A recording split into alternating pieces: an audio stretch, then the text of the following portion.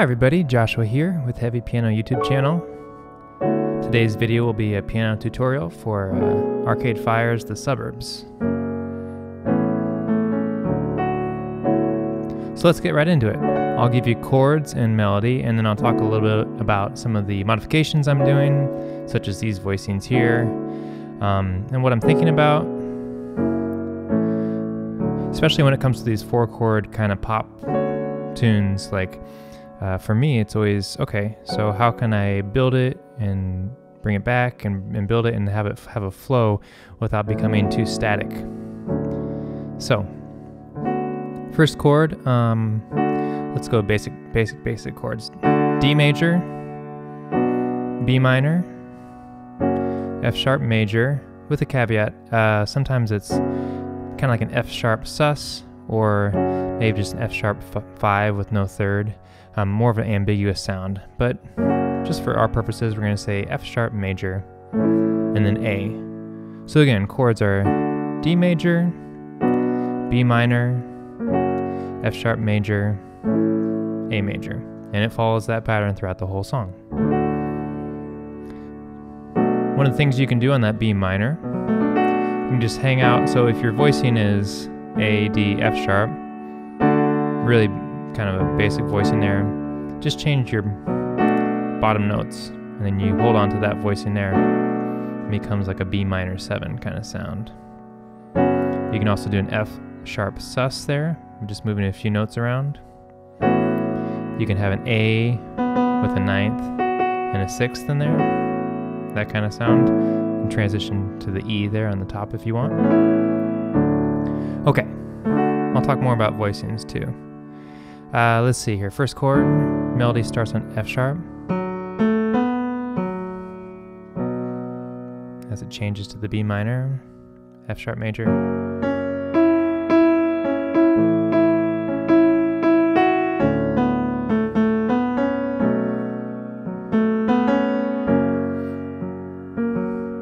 A lot of the melody is happening in this lower range. You could do an octave up. I'll do an octave up just so you can hear what that sounds like.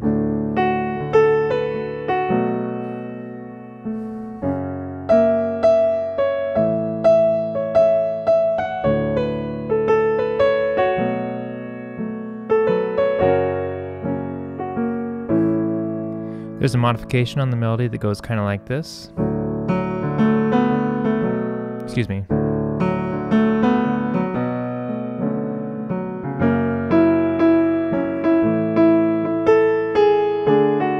So it goes up to the A.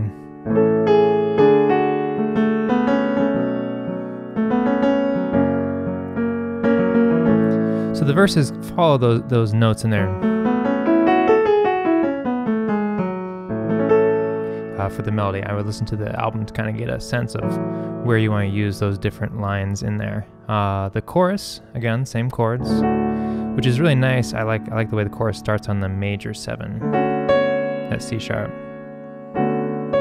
I'm also doubling the C sharp here and just voicing it with the F sharp in the middle. Root in the bass, 5th, and then a 6th. That is one of the voicings I'm using.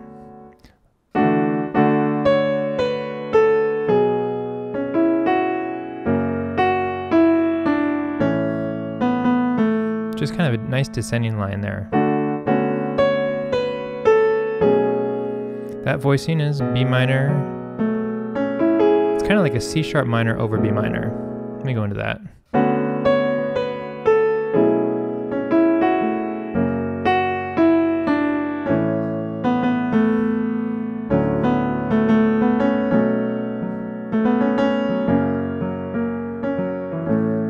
So now I'm starting to get into some of my rhythm that I'm playing there.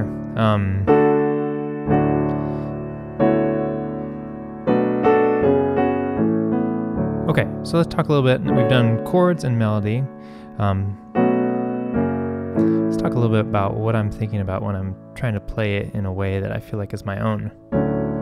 One of the things I did on my acoustic, as I started messing around with cluster chords. So over that D, I know it's a D major chord. So then I tried a few different, modifications. If I take our basic D chord, so let's add a 7th in there.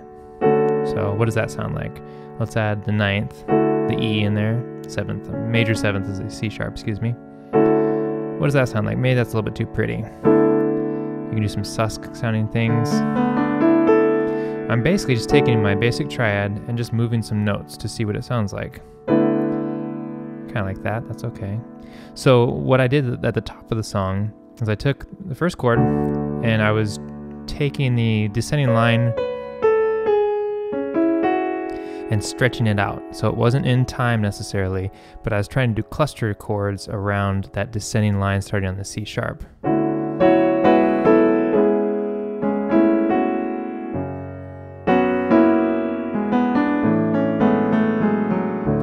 And I don't get the same sense from the notes on my keyboard that I do on the piano downstairs. I did some experiments to kind of see what sounds I liked, what octaves I like, what crushed notes I like together. You know, trying some different things. D in the bass, there's my major 7, F sharp's the 3rd, it's my 5th, there's my 6th, there's my 9th. You know, that's something else I could do, I could play with that.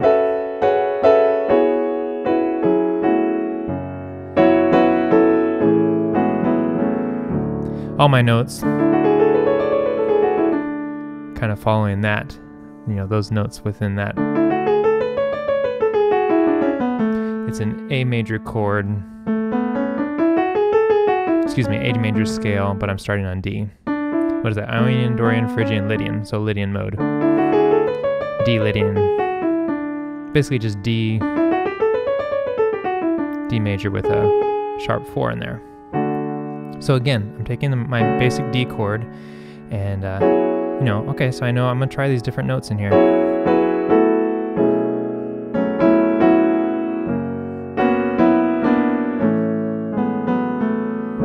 So I'm descending from that point of the high point down and seeing what kind of sounds I can make in between the C sharp down to the bottom of my next D chord when I finish that chord cycle of the D, B minor, F sharp major, A major. So that's one of the things I'm thinking about when I'm starting like an introduction. It's just a technique I tried for this piece and I liked it. Let's see here. Let me play a little bit and then I'll talk about some of the ideas here. Let's see.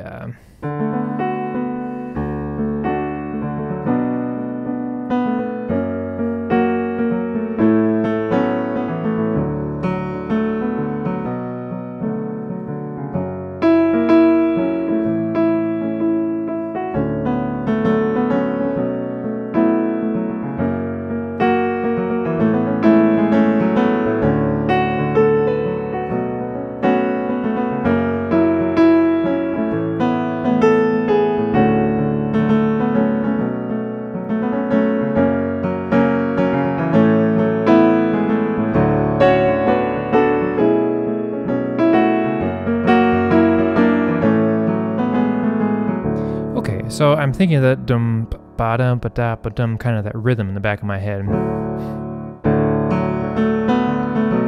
Bam ba da ba dum ba da da da da da da da da da da da dum bam.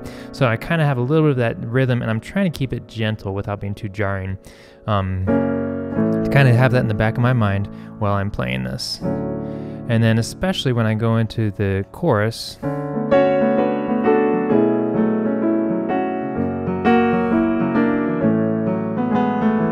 See, I'm alternating the left and right hand, kind of this rocking back and forth.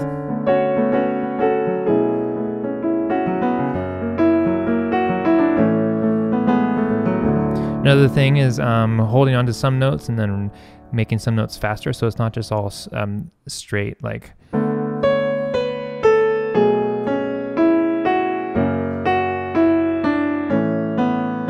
You know, so I'm adding some rhythmic variety in there.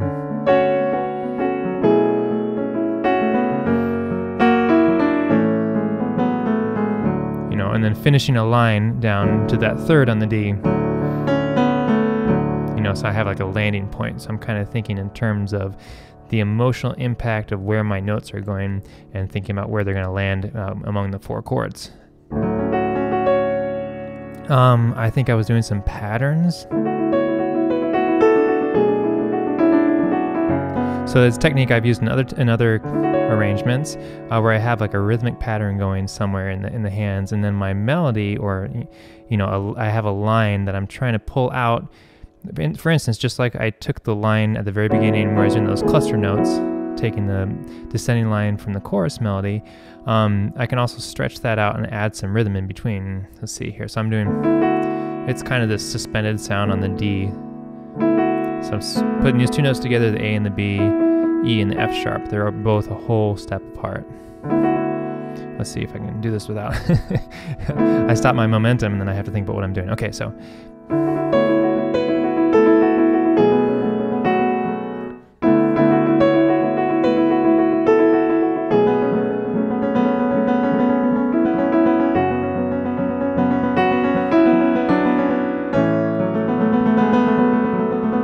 I'm doing like a trill in there, and they're just kind of marking time. Maybe it's my left hand, and I'm not really worried about like 4 measures, or 4 counts per measure, 4 counts per measure. I'm just kind of like feeling out where's this descending line going to lie.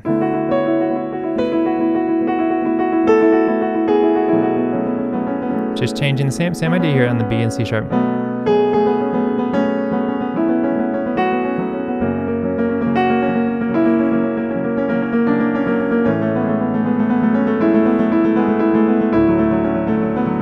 So I got some rhythm going there, and trying to expand on that, improvise within that rhythm, and then also like drawing this really long melody out that maybe we've heard before, and then switching between the long drawn out melody into like maybe a more concise like melody that we are used to from the piece. Let's see if I can do that.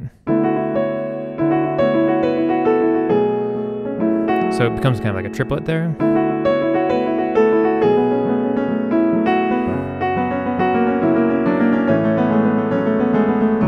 And again, I'm not really worried about, okay, here's my 4 beats, here's my 4 beats. I'm just trying to like create a flow in my movement in my hands, and in doing so, like I'm trying to like build an emotion in the movement in the piece and what I'm doing.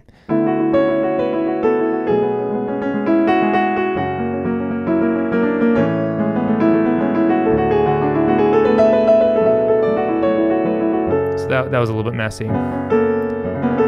As far as rhythmically, I lost some of my internal pulse there. So I noticed sometimes as well, I want to mention, I talked about at the beginning, it's like an F sharp major, or sometimes an F sharp sus, or F sharp 5, no third.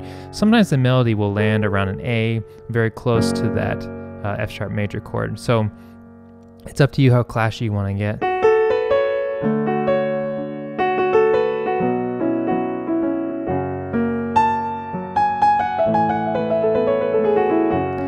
Just think about also, like if your chord is down here, F sharp, you got your major third there, the A sharp, there's gonna be less clash the farther the octave is away too. Obviously very clashy when it's right there, less clashy. So think about where your notes are, like how crushed maybe that half note, half step is within the chord. So.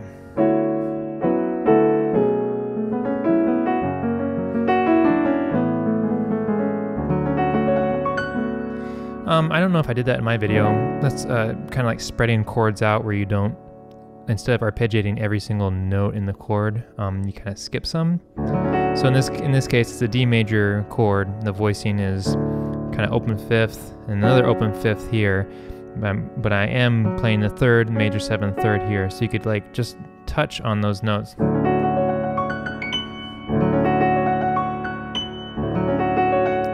Practice that. Some of the runs again over that.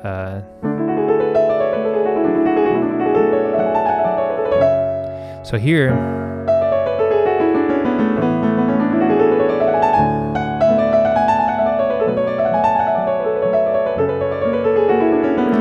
so you got that clash there, but it's a moving note. I'm not like hanging out. I'm not settling on that A natural versus A sharp there.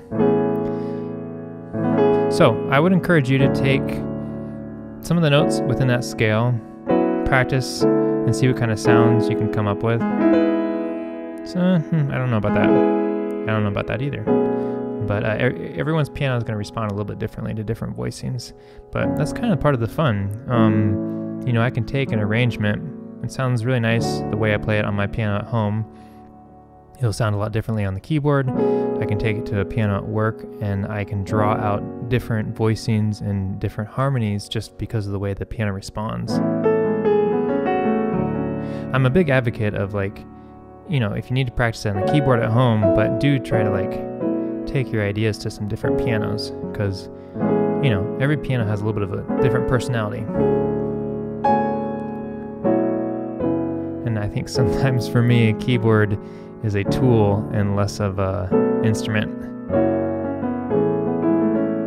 But anyway, I hope those are some ideas for you to take this little tune. Watch my video, see what I'm doing. You know, copy the stuff you like and throw out the stuff you don't like that I'm doing.